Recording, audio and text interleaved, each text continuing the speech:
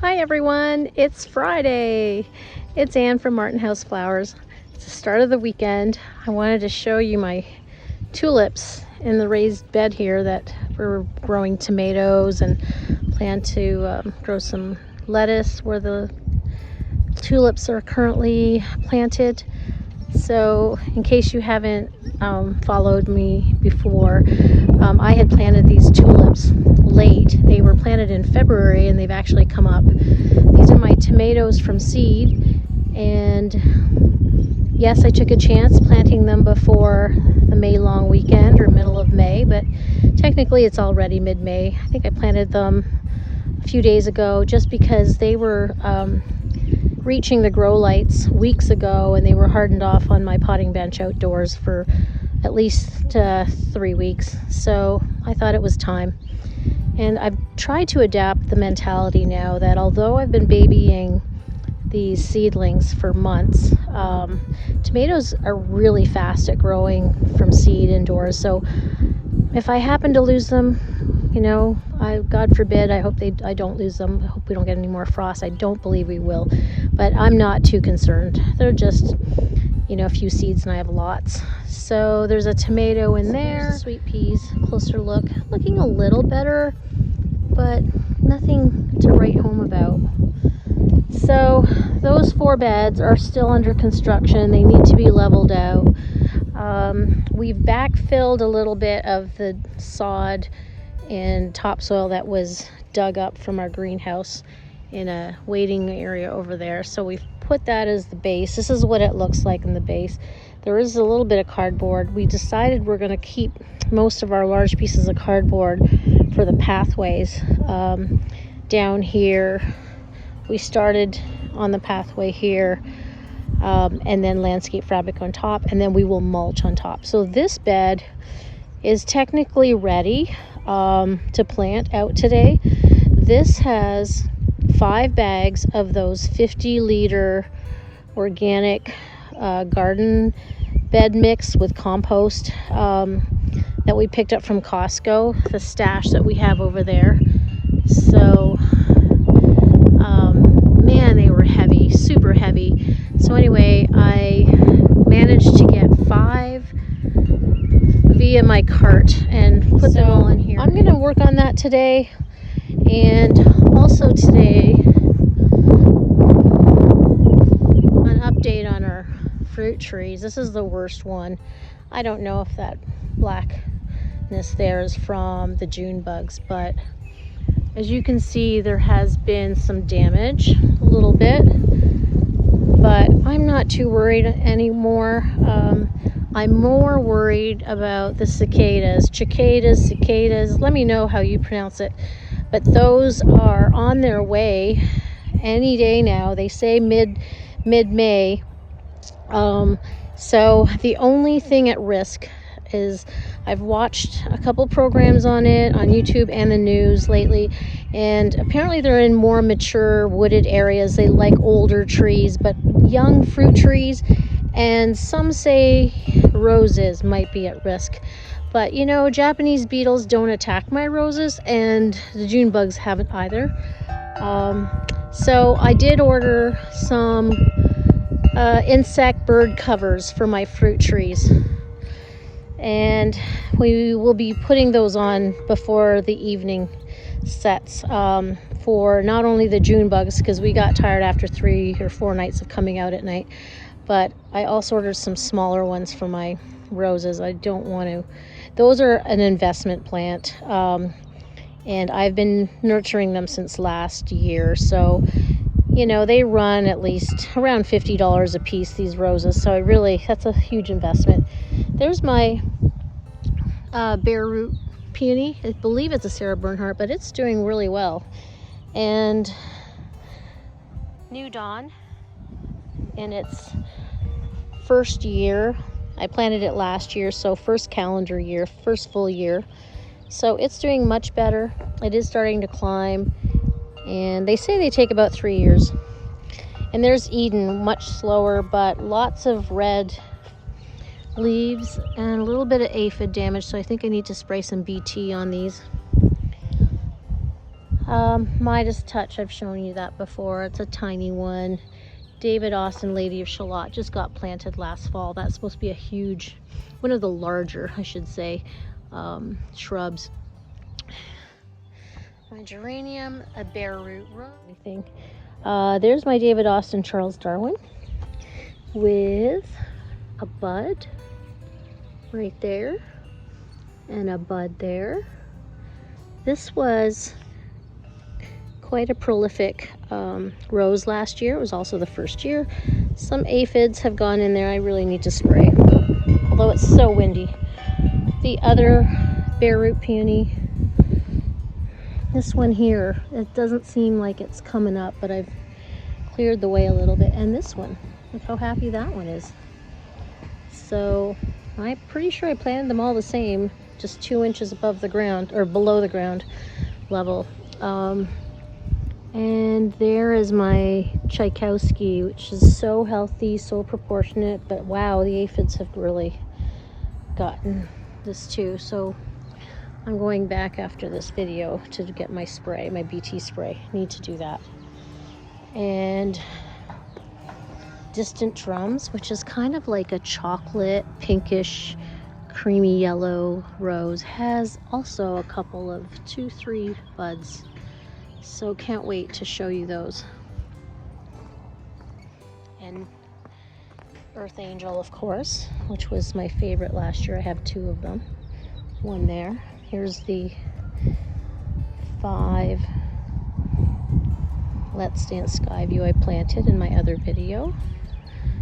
Just the day before yesterday, because it rained yesterday. So yay, I got a day off.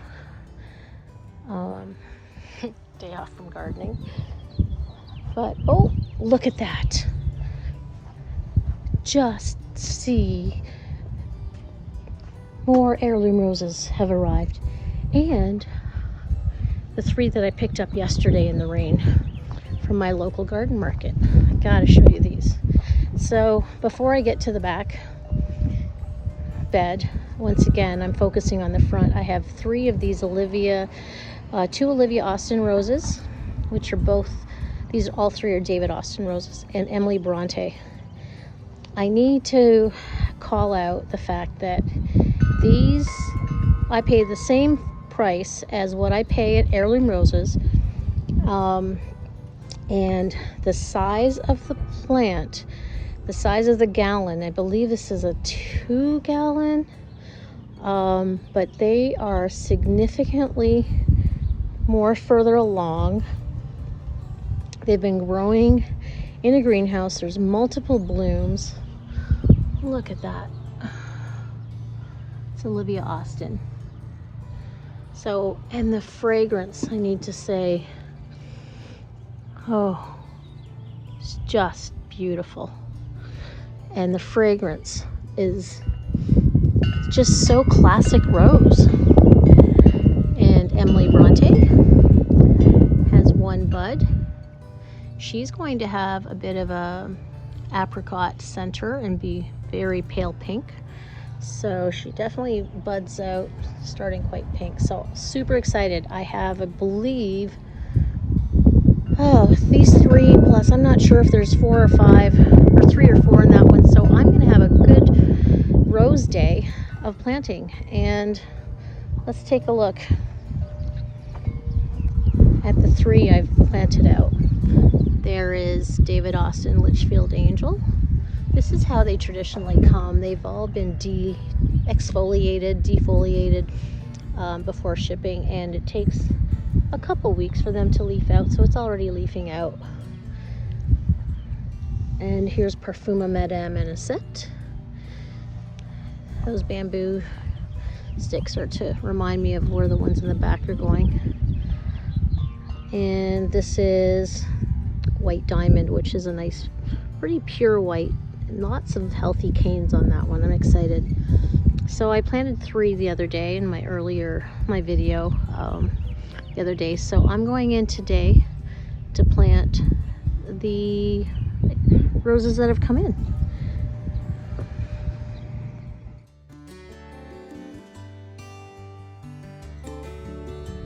I've got the placement. I looked at my layout, which I revised, and you'll see it's color coded somewhat with some pencil crayons, with the location of everything. And yes, I admit I'm up to 15 roses that will be in this bed, but I'm comfortable with it because it's approximately a 20 to 24 inch spacing between each. You see between the center of each root, so you see the bamboo sticks, there's going to be one back there, and then sort of a zigzag. There'll be one right here where my foot is, and then another one between these two Nepeta, and that one back there, which is Easy Spirit, and then to the other zigzag in front here between the Nepeta, it will be Emily Bronte, which looks like that. I'll put up all the images of each rose on the screen as I did on the last video. I've got a pair of Olivia Austins that will be side by side with, I just don't want them to fall because there's quite an incline here, with white diamond in front, so it's a nice contrast. And of course I did the taller varieties in the back, shorter in front. The taller ones in the back go anywhere up to 5 feet, and then the ones out front tend to be 3 to 4 feet high and wide, 2 to 3 feet in width, depending on which. Parfuma Madame Anisette, which I planted the other day, Litchfield Angel. So you see there's like a zigzag pattern happening. Tchaikovsky, which I have one on the front bed already. This one looks really teeny, but very deceiving, because if it's anything like the one I got earlier last year, it'll do amazing. And then behind it is, if I can read in between here, just double check this, need to pull it open, is Goodness, Rosanna Jacobs, which I believe is yellow. So as per my layout drawing, I've put the creamy whites, kind of white diamond, and then the creamy whites sort of in the front, and it goes yellow to kind of apricot in this corner, and then we go to the pastel pinks here, a brighter pink in between here that hasn't come yet.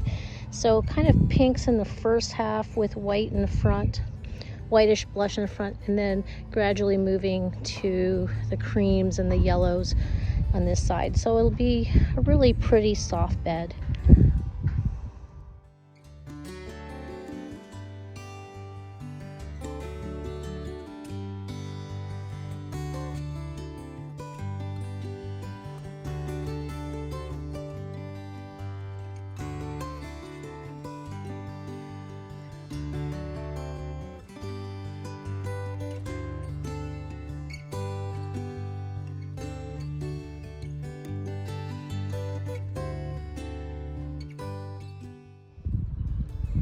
So there you have it. The rose bed has 9, I believe 9. 1, 2, 3, 4, 5, 6, 7, 8, 9 roses.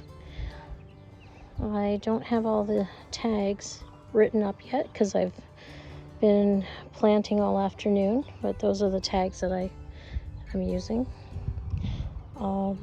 But on the back there, you have Olivia Austin, and you have Emily Bronte on the left here. So again, you see the difference between the David Austin roses I got from my local garden market.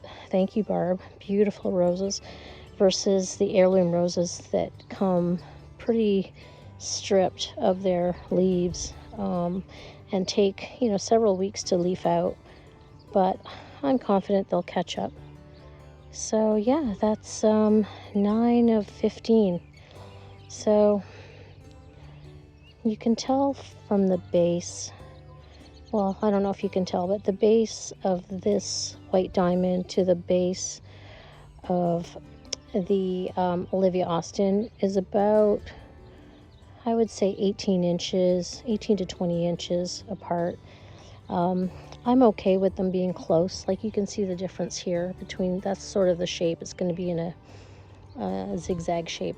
But I'm really wanting them to, this whole bed to grow into a nice full bed of roses without so much mulch and soil being visible.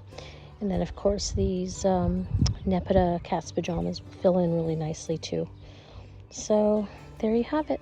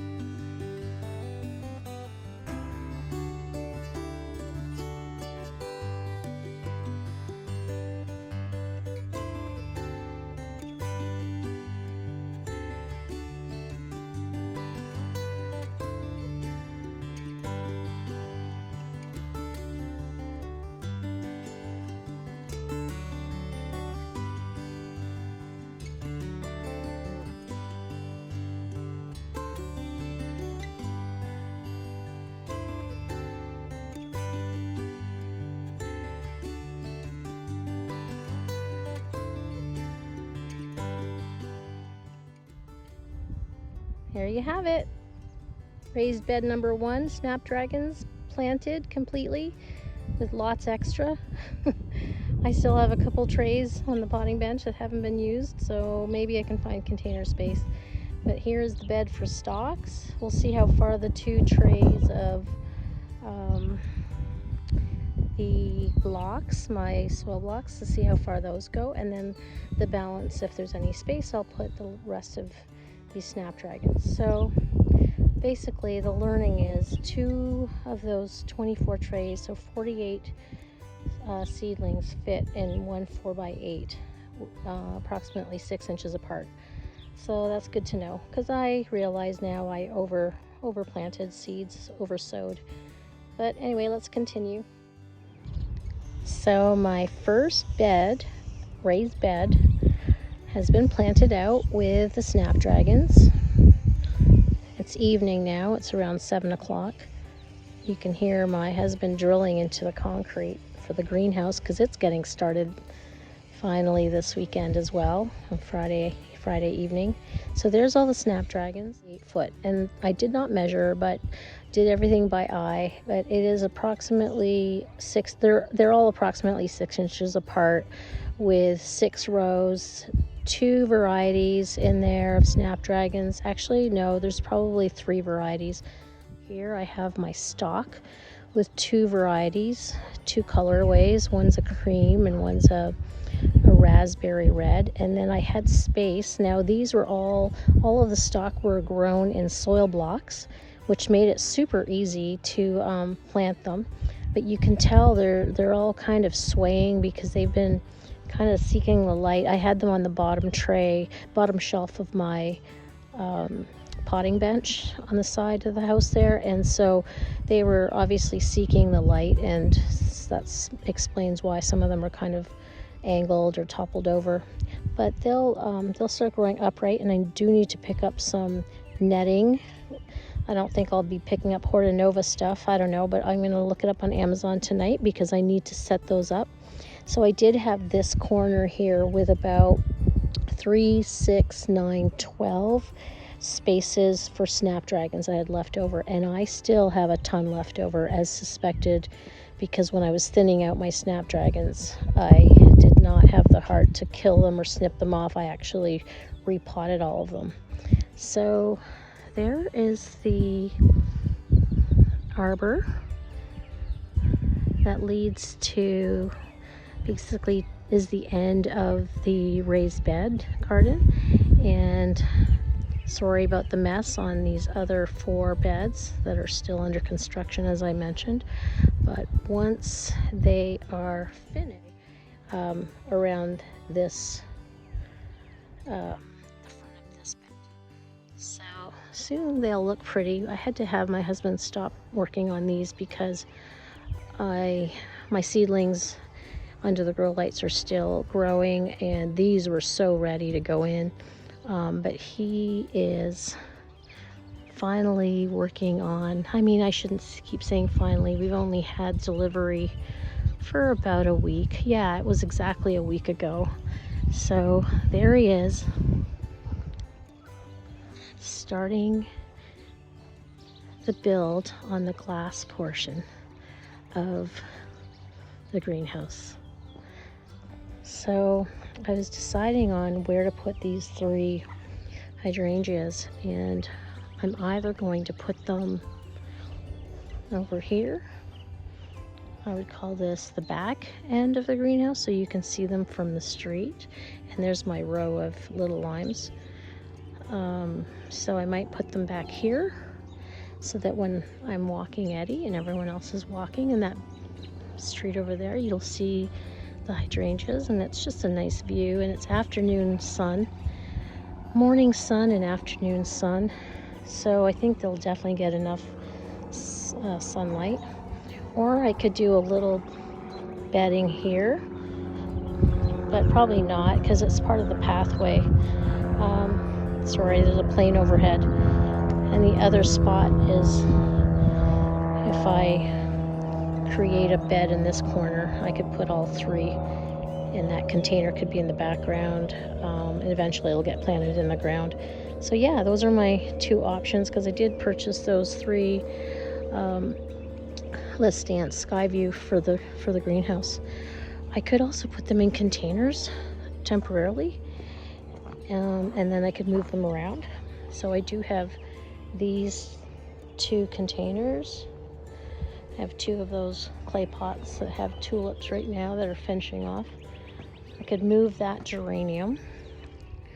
And I have this 3rd one, this blue one. So I could, leave the hydrangeas on the patio for now. And so put 2 over there and 1 over here. Or I could, after the greenhouse is built, plant them directly into the ground right here. So, still deciding. Let me know your thoughts on that. This is so exciting. He's putting the base down. There was a little bit of a discrepancy on the dimensions. So, unfortunately, we're using the most the furthest edge, and we lost some square footage because of the way the foundation was put in. It's a couple inches short. So hopefully we can compensate for it. I know this was a bit of a controversy when I was sending dimensions to BC Greenhouse, but I'm confident my engineer husband will work it out. And I'll have that extra ledge to put plants and put a drink down. So yeah, so that's it for this evening. Thank you for joining me. It was a full day of planting roses, and I'm so thrilled that I got to plant out my first two raised beds of my cut flowers with my stock and my Snapdragons. So thanks again for joining me, and hope you can subscribe, and I will see you on the next video. Thanks again.